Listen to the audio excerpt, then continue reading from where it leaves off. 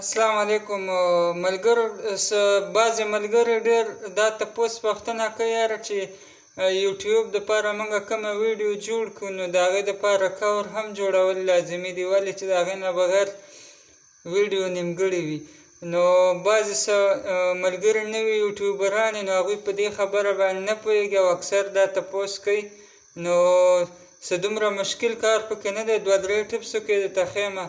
نو زما خیال ده چې تاسو به پرې ښه پوه شئ. ښه طریقې سره ویډیو پوره وګورئ چې یو ځل مې زده کړه بیا به نه ټول عمر نه هېرېږي. نو راځئ ویډیو طرف ته ځو. یا ملګرو زه خپل سکرین ته رالم، دې خوا خیال کوئ، ښه هېڅ مشکله نه ده، ډېره په ښه طریقه به یې زده کړئ، خو غور وکړئ ویډیو پوره وګورئ. دلته کې ځم اوس پلی سټور ته. ټیک شو، پلی سټور ته زه رالم. ملګرو ستاسو دپاره ویډیو کوم، که ویډیو مو خوښه شوه کمنټ کې هم راته خامخا ووایئ، او بیا چې کوم دی چینل هم سبسکرایب کړئ. ښه حق مې جوړېږي ولې ستاسو دپاره کار کومه. نو تاسو به دلته کې یوټیوب تمنیل ورکړئ. صحیح شو، سوري، دلته کې به تاسو ولیکئ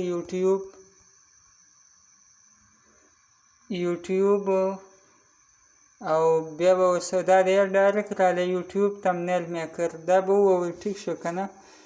بیا دې کې دا تمنیل یې رالی، دې کې به تاسو وګورئ چې کوم یو ستاسو خوښ شو. خو چې زه کوم یوز کومه که نه، نو هغه دا دی ما سره الریډي انسټایل دی، زه دا ځکه اوس سلیکټ کوم.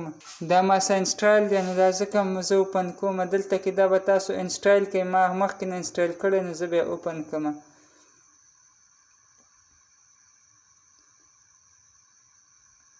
دا اوس تمنیل یې رالی، دې کې تیارې پراتې دي، خو دا خو اوس لکه زموږ نه دي په کار، موږ بیا جوړو. نو د دې لپاره اوس تاسو به دلته کې لاړ شئ. دلته کې تاسو ته هغه ریشو یادوي چې یوټیوب دپاره جوړی، فیسبوک دپاره جوړی. نو یوټیوب دپاره دا 16:9 دا یوه ده. نو دغه مه ووهه، ډن هم کو. ټیک شو، دلته به دا ایډز راځي، دا به تاسو کلوز کوئ. نو لکه د دې لپاره تاسو کوم بیکګراوند اخلئ، د کیمرې نه اخلئ، د هر ځینې هم چې رالی هغې کې هم پراته وو که نه. لکه زه به اوس فرض کړئ دا بیکګراوند والیم، هسې مثال په طور باندې دا ما بیکګراوند واخیسته. نور خو سټیکر بعد کې جوړېږي د بیکګراوند نه وروسته. تاسو به اوس دلته کې هغه تصویران ایډ کوئ چې څه جوړوئ، څه تمنیل جوړوئ د څه باره کې. لکه دا فرض کړئ دا ما خپل تصویر راواخیسته. ټیک شو، دلته کې دا ریشو یادوي، نو دغه داسې اخوا دېخوا کولی شئ. 16:9 دغه ما ریشو کو. صحیح ده چې څوم لګوئ. اوس دا تصویر دلته رالی، غټېږي مړېږي چې تاسو یې څومره لګوئ. هسې فرض کړئ زه بیا تاسو ښه پوهېږئ ماشاءالله، خو یو ځل دومره پوهول پکار وو، بیا به تاسو د خپله پوهېږئ. نو دا دلته کې رالی که نه، نو اوس به په دې باندې لیکل کوو. ټیک شو، اوس به لیکل کوو. نو لیکل به چېرته کوو، دا لاندې تاسو ته ښکاري دی ګوټ کې ټکسټ، په دې باندې چې تاسو څه هم لیکئ که نه.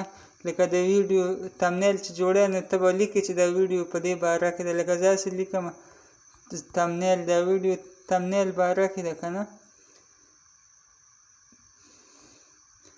ټیک شو، دا ما ولیکو.